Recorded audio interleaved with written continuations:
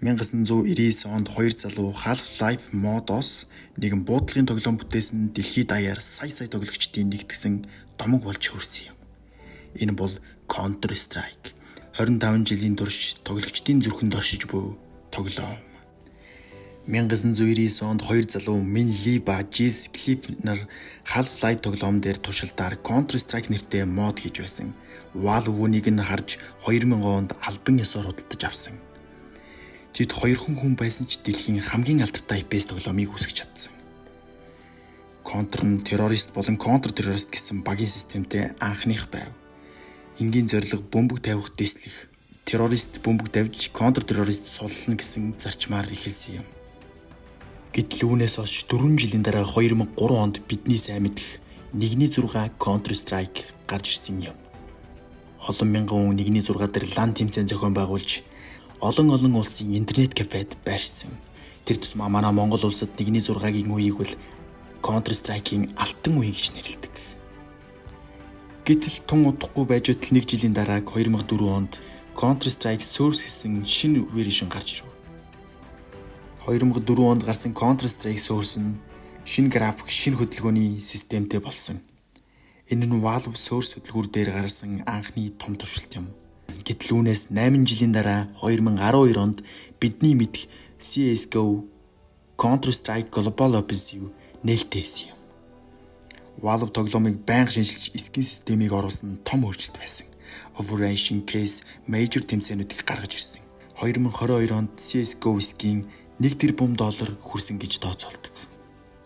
Гэтэл үүнээс хойш 11 жилийн дараа бидний сайн мэдэх одоогийн тоглож буй Counter-Strike Source 2 нээлттэйсэн юм. 2023 онд Source 2 нээлттэйж хөдөлгүүр хийгдэж савтик технологи нэвтрүүлсэн. Манан Smog PC-ийн дагуу хөдөлдөг гэрэлтүүлэг бодит болсон. Энэ нь FPS тоглоомын релизм шин түвшинд гаргасан гэж үнэлдэг. Сонирхолтой баримтууд. AK-47 эсрэг M4A1 домогт тулаан 20 жил өрнөсөн ч хамгийн их хэрэгддэг хамгийн алдартай буунууд хിവэр. CS2 дээр M4A4 ба M4A1 S гэсэн хоёр хөлбөр болсон AK ба M4. Counter-Strike нь e-спортын том үндэс болсон юм. Counter-Strike нь дэлхийн анхны компетитив FPS тоглоом болсон.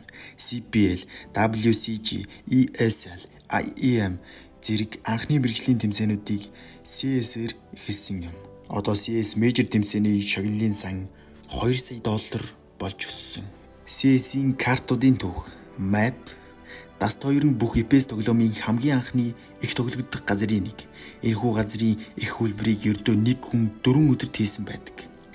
Knife Round ба Echo Round.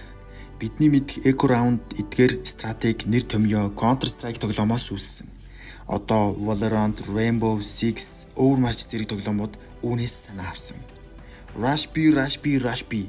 Бидний мэдэх Rush B call бол интернетийн домог болсон call юм. Энэ үг орос акценттай Rush B Suka Bilyat нь дэлхийд даяар мий болсон. Монголын Counter-Strike-ийн түүх. Анхны олон улсын амжилтын Монгол цуг 2015 оноос эхэлсэн.